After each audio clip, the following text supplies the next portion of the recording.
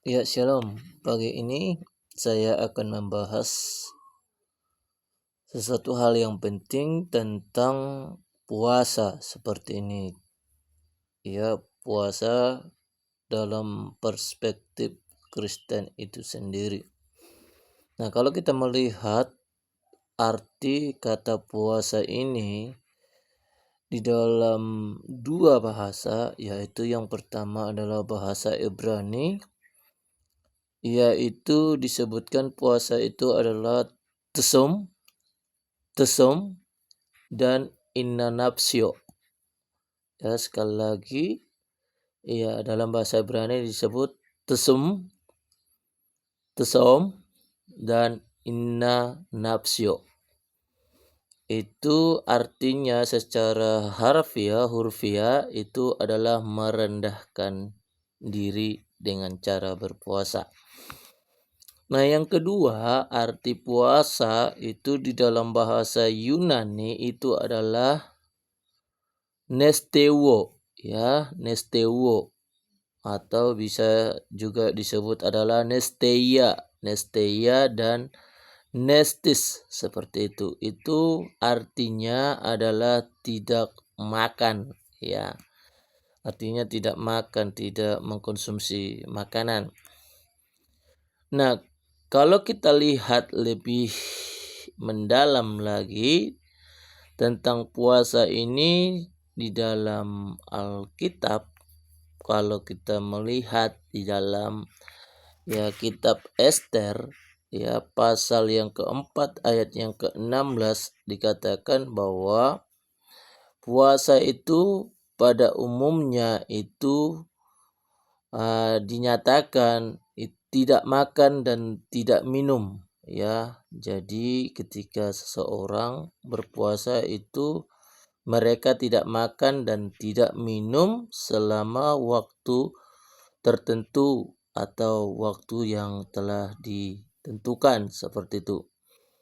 Lalu kalau kita melihat di dalam kisah daripada bangsa Niniwe yang tertulis di dalam kitab Yunus pasal yang ketiga ayat yang ke-4 sampai ayat yang ke-8, mereka juga berpuasa dengan cara tidak makan dan tidak minum sampai kepada ternak-ternaknya seperti itu. Bahkan kalau kita lihat di dalam Ester pasal yang keempat ayat yang ke-16 ini, kita kembali bahas sedikit bahwa waktu itu semua orang Yahudi itu berpuasa selama 3 hari, baik waktu malam dan waktu siang seperti itu, dengan cara mereka tidak makan atau janganlah makan dan janganlah minum seperti itu. Jadi mereka dilarang makan dan dilarang minum seperti itu. Nah, ada hal-hal yang sangat perlu diperhatikan ketika seseorang melakukan puasa seperti itu. Apa saja itu? Pertama, yang perlu diperhatikan adalah dalam hal wajah atau rupa seperti itu. Nah, kalau kita lihat di dalam Injil Matius pasal yang ke-6 ayat yang ke-16 sampai dengan ayat yang ke-18, di sana cukup dijelaskan dengan baik supaya terkait wajah ini, supaya wajahnya itu jangan muram seperti itu. Makanya dikatakan di dalam ayat ini, janganlah mukamu muram atau janganlah muram mukamu seperti orang munafik. Itu seperti itu. Jadi sampai kepada wajah saja itu diperhatikan oleh Tuhan seperti itu ketika seseorang itu berpuasa.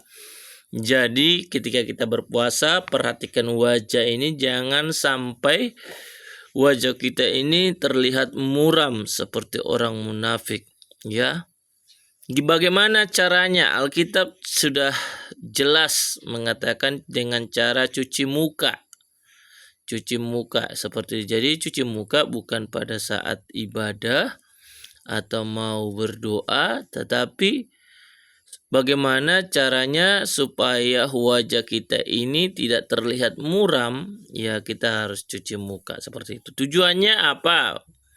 Jelas ada tujuannya supaya orang lihat kamu itu,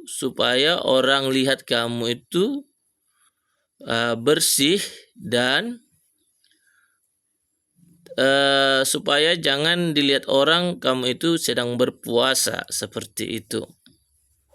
Karena kalau misalnya teman-teman ini berpuasa, wajahnya muram, tidak dikusam dan tidak mukanya dicuci dan kotor, lalu orang kata, oh itu sedang berpuasa, maka Alkitab mengatakan bahwa mereka sudah mendapat upahnya ketika tujuannya itu supaya dilihat orang kamu sedang berpuasa. Nah, ini perlu diperhatikan Bapak Ibu. Nah, yang kedua itu adalah berbicara kepala ya. Tadi yang pertama adalah wajah, yang kedua kepala. Alkitab menyatakan ketika kita berpuasa, maka kepala itu harus diminyaki. Artinya tetap berpenampilan rapi dan wangi. Supaya apa? Supaya jangan dilihat orang kamu sedang berpuasa. Kalau misalnya orang itu memuji kamu tentang puasamu, maka Alkitab mencatat bahwa kalian atau kamu sudah mendapat upahnya. Jadi perhatikan wajah, perhatikan kepala. Kepala diminyaki, muka dicuci supaya jangan terlihat kusam, muram ya ketika berpuasa seperti itu. Nah, tindakan hal apa lagi yang perlu diperhatikan saat berpuasa? Nah, tentunya ketika kita berpuasa apa yang harus kita lakukan? Yang selanjutnya yang ketiga adalah kita datang kembali kepada Allah dengan cara kita menangis, dengan cara kita meratap, dengan cara kita merendahkan diri, dengan cara kita datang sungguh-sungguh kepada Tuhan. Kita lihat di dalam kitab Mazmur ini, nanti Bapak Ibu bisa baca Mazmur 35 ayat yang ke-13. Jadi tadi itu wajah, kepala itu berbicara hal yang nampak secara jasmania atau luar. Sekarang yang kedua itu mengarah kepada relasi atau hubungan dengan Allah seperti itu. Nah, bagaimana caranya kita datang kembali kepada Allah dengan cara menangis, meratap, merendahkan diri di hadapan Tuhan. Lalu apalagi ya, di Markus 9 ayat 29 jelas dikatakan kita itu ketika berpuasa kita betul-betul merendahkan diri dan berdoa seperti itu.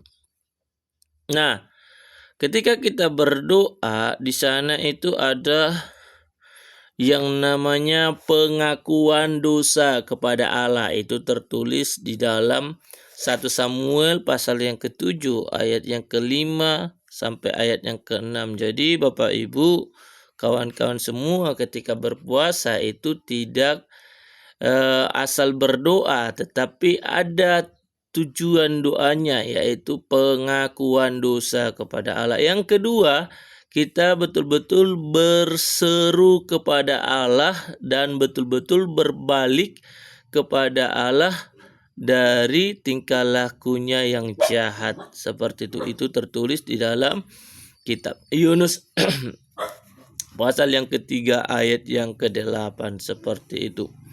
Nah, lalu selanjutnya apa yang harus kita lakukan ketika kita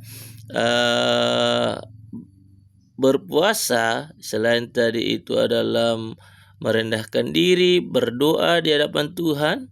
Nah, apa yang perlu kita lakukan ketika kita berdoa, yaitu mempersembahkan korban bagi Tuhan seperti itu. Mempersembahkan korban bagi Tuhan. Itu Imamat pasal yang ke-23 ayat yang ke-27. Nah, sekarang yang menjadi pertanyaannya kapan saja waktu kita berpuasa? Yaitu yang pertama, Alkitab tadi sudah menjelaskan di dalam Lukas pasal 2 ayat yang ke-37, kita bisa berpuasa pada saat siang boleh, pada saat malam juga boleh, seperti itu ya. Itu yang harus kita ketahui, seperti itu yang kita harus pahami ya, waktu malam, waktu siang bisa berpuasa. Nah, lalu kapan saja waktu berpuasa? Tadi siang, malam boleh. Yang kedua adalah tidak ada patokan mau berapa lama kita berpuasa. Ya, cuman di sini di dalam Alkitab Nehemia pasal yang pertama ayat yang keempat, di sana dijelaskan ada yang melakukan puasa itu selama beberapa hari. Dia berpuasa, menangis, berkabung, dan berdoa di hadapan Allah, ke hadirat Allah. Jadi bisa teman-teman semuanya mau berapa hari teman-teman berpuasa silahkan. Seperti itu, tidak ada ketentuan. Nah, yang ketiga, ada perumpamaan dikasih Tuhan Yesus pada waktu itu yang dilakukan oleh orang-orang Farisi menyangkut berpuasa. Mereka berpuasa itu 2 kali seminggu. Ya, 2 kali seminggu.